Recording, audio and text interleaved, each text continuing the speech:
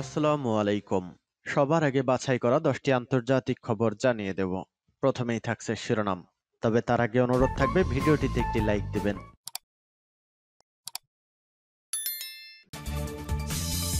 ফিলিস্তিন জিন্দাবাদ জানিয়ে দিব হাতে থাকা সর্বশেষ আপডেট আন্তর্জাতিক সংবাদ। প্রথমেই সংবাদ শিরোনাম। 159টি ইউক্রেনীয় ড্রোন ধ্বংসের দাবি রাশিয়ার। এরপর জানিয়ে দিব পাক ভারত যুদ্ধে রাফাল ভূপাতিতের নতুন তথ্য। এদিকে দুর্বল হয়ে পড়েছে ইরান বিরোধী মার্কিন জোট। আরও জানিয়ে দিব দক্ষিণ লেবাননে ইসরায়েলের দফায় দফায় হামলা, প্রধানমন্ত্রীর নিন্দা। সর্বশেষ জানিয়ে দিব উদ্বোধনের আগেই ভেঙে গেল যুদ্ধজাহাজ। এতক্ষণ শুনছিলেন সংবাদ শিরোনাম, এবারে বিস্তারিত। তবে অনুরোধ থাকবে ভিডিওটিতে একটি লাইক করবেন এবং কমেন্ট করে জানিয়ে দিবেন কোন জেলা থেকে আপনি আমাদের এই ভিডিওটি দেখছেন। 159টি ইউক্রেনীয় ড্রোন ধ্বংসের দাবি রাশিয়ার। ইউক্রেনের 159টি ড্রোন ভূপাতিত করার দাবি করেছে রুশ বিমান বাহিনী। দেশটির প্রতিরক্ষা মন্ত্রণালয় থেকে বলা হয়েছে, বৃহস্পতিবার 22 মে রাশিয়ায় হামলার উদ্দেশ্যে ড্রোনগুলো পাঠিয়েছিল কিয়েভ, যার অন্তত 20টি ছিল মস্কো অভিমুখী। ব্রিটিশ বার্তা সংস্থা রয়টার্স এ খবর জানিয়েছে। বিবৃতিতে বলা হয়, রুশ ভূখণ্ডের আকাশসীমায় স্থানীয় সময় সকাল 8টা থেকে রাত 8টা পর্যন্ত মোট 159টি ইউক্রেনীয় ড্রোন ধ্বংস করা হয়েছে। আগের দিন 3 শতাধিক ইউক্রেনীয় ড্রোন ধ্বংসের দাবি করেছিল মস্কো। মস্কোর মেয়র সের্গেই সোবায়ানিন জানিয়েছেন, সন্ধ্যার দিকে মস্কো ও পার্শ্ববর্তী এলাকার আকাশসীমায় 17টি ড্রোন ধ্বংস করা হয়েছে। পরিস্থিতি বিবেচনায় মস্কোর দোমোদেদোভ, ভনুকোভ এবং ঝুকোভস্কি বিমানবন্দরের কার্যক্রম সাময়িকভাবে স্থগিত রাখা হয়। রাশিয়ার কুরস্ক অঞ্চলের গভর্নরের দাবি, ইউক্রেনীয় ক্ষেপণাস্ত্র হামলায় লগভ শহরে 16 জন আহত হয়েছে। ইউক্রেনের দখলকৃত জাপোরিঝিয়া অঞ্চলের মস্কো কর্তৃক নিয়োগপ্রাপ্ত গভর্নর বলেন, সেখানে ইউক্রেনের এক হামলায় এক নারী নিহত ও 4 শিশু আহত হয়েছে। পৃথক এক ঘটনায় রাশিয়া দাবি করেছে, তারা ইউক্রেনের দিনিপ্রপেত্রোভস্ক অঞ্চলের পোকরোভ শহরে ইস্কান্দার এম ক্ষেপণাস্ত্র নিক্ষেপ করেছে। এতে 2টি প্যাট্রিয়ট ক্ষেপণাস্ত্র লঞ্চার ও একটি রাডার ধ্বংস হয়েছে। ইউক্রেনের বিমান বাহিনী এই অঞ্চলে হামলার বিষয়টি নিশ্চিত করলেও অস্ত্রের ধরন উল্লেখ করেনি। পাক ভারত যুদ্ধে রাফাল ভূপাতিতের নতুন তথ্য। সম্প্রতি ভারত অপারেশন সিঁদুর নামে পাকিস্তানের ভেতরে কিছু নির্দিষ্ট লক্ষ্যে বিমান হামলা চালায়। এ অভিযানের সময় ভারতের ফ্রান্স নির্মিত রাফাল যুদ্ধবিমান পাকিস্তানের চীনা নির্মিত চেংডু জে-10 যুদ্ধবিমান দ্বারা গুলি করে ভূপাতিত করা হয়েছে বলে আন্তর্জাতিক সংবাদ মাধ্যম ও বিশ্লেষকরা দাবি করছেন। সুইস ভিত্তিক একটি সংবাদপত্রের প্রতিবেদনে এ তথ্য জানানো হয়েছে। প্রতিবেদনে বলা হয়, যদিও ভারত সরকার এ ঘটনার সত্যতা অস্বীকার করেছে, কিন্তু সামাজিক যোগাযোগ মাধ্যমে ছড়িয়ে পড়া কিছু ধ্বংসাবশেষের ছবিকে যাচাই করে সত্য বলেই মনে করা হচ্ছে। এ ঘটনার ফলে পশ্চিমা দেশগুলো, বিশেষ করে ইউরোপের প্রতিরক্ষা পরিকল্পনায় নতুন করে ভাবনার জন্ম দিয়েছে। পশ্চিমা বিশেষজ্ঞরা বলছেন, আধুনিক যুদ্ধে শুধু উন্নত যুদ্ধবিমান নয়, বরং সঠিক সমন্বয়, গোয়েন্দা তথ্য ভাগাভাগি ও একত্রিত প্রতিরক্ষা ব্যবস্থা অপরিহার্য।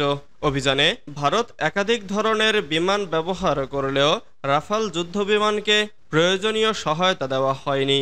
এর ফলে ভারতের অপারেশন সফল হয়নি এবং এটি একটি কৌশলগত ব্যর্থতা হিসেবে বিবেচিত হচ্ছে। বিশেষজ্ঞদের মতে এই ঘটনা একটি বড় শিক্ষা। আধুনিক যুদ্ধ কেবল উন্নত প্রযুক্তির উপর নির্ভর করলে হবে না, বরং যৌথ কৌশল ও পূর্ণ প্রস্তুতি প্রয়োজন। দুর্বল হয়ে পড়েছে ইরান বিরোধী মার্কিন জোট। ইরানের পরমাণু চুক্তির বিরোধীদের অবস্থান এখন অনেক দুর্বল হয়ে পড়েছে।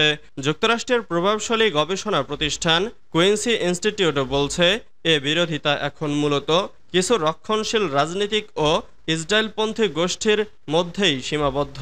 তেহরান টাইমসে প্রকাশিত এক বিশ্লেষণে বলা হয়েছে, যুক্তরাষ্ট্রের জনগণের বড় অংশ, এমনকি রিপাবলিকানরাও ইরান নিয়ে শান্তিপূর্ণ সমাধানের পক্ষে। তাই ট্রাম্প যদি শুধু এই চরমপন্থীদের কথা শুনে চলেন, তবে তা রাজনৈতিক ক্ষতির কারণ হতে পারে। ওয়াশিংটন ও তেল আবিবের কিছু চরমপন্থী নেতা চাচ্ছেন ইরানের পরমাণু কর্মসূচি পুরোপুরি ধ্বংস করে দিতে। তবে অনেক বিশ্লেষকই এই দাবি অবাস্তব ও উস্কানিমূলক বলছেন। গবেষক সিনাতুশি মন্তব্য করেছেন, এসব দাবির পেছনে উদ্দেশ্য হল আলোচনার পথ রুদ্ধ করা। মেরিল্যান্ড বিশ্ববিদ্যালয়ের এক জরিপে দেখা গেছে ৫৯% আমেরিকান নাগরিক এবং ৬৪% রিপাবলিকান ইরানের সঙ্গে কূটনৈতিক চুক্তির পক্ষে। কিন্তু যারা এই চুক্তির বিরোধিতা করেছেন তারা বিভ্রান্তিকর তথ্য ছড়িয়ে জনমতকে প্রভাবিত করতে চাচ্ছেন।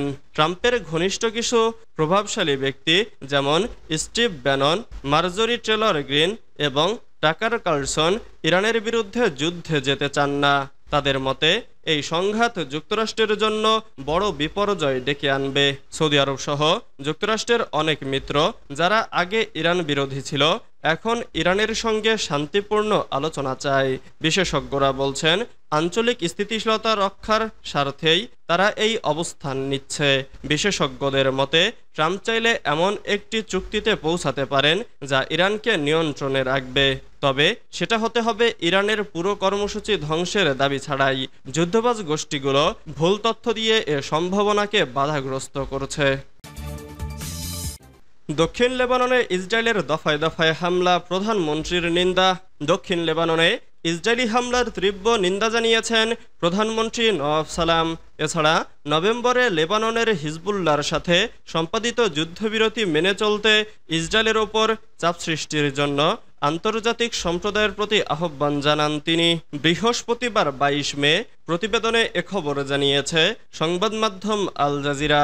লেবাননের সরকারি জাতীয় সংবাদ সংস্থা জানিয়েছে, ইসরায়েলি সেনাবাহিনী নাবাতিহ গভর্নরেটের তাউল শহরের একটি ভবনে হামলা চালিয়েছে। সেনাবাহিনী এর আগে বাসিন্দাদের ওই ভবনের আশেপাশের এলাকা খালি করার জন্য সতর্ক করেছিল।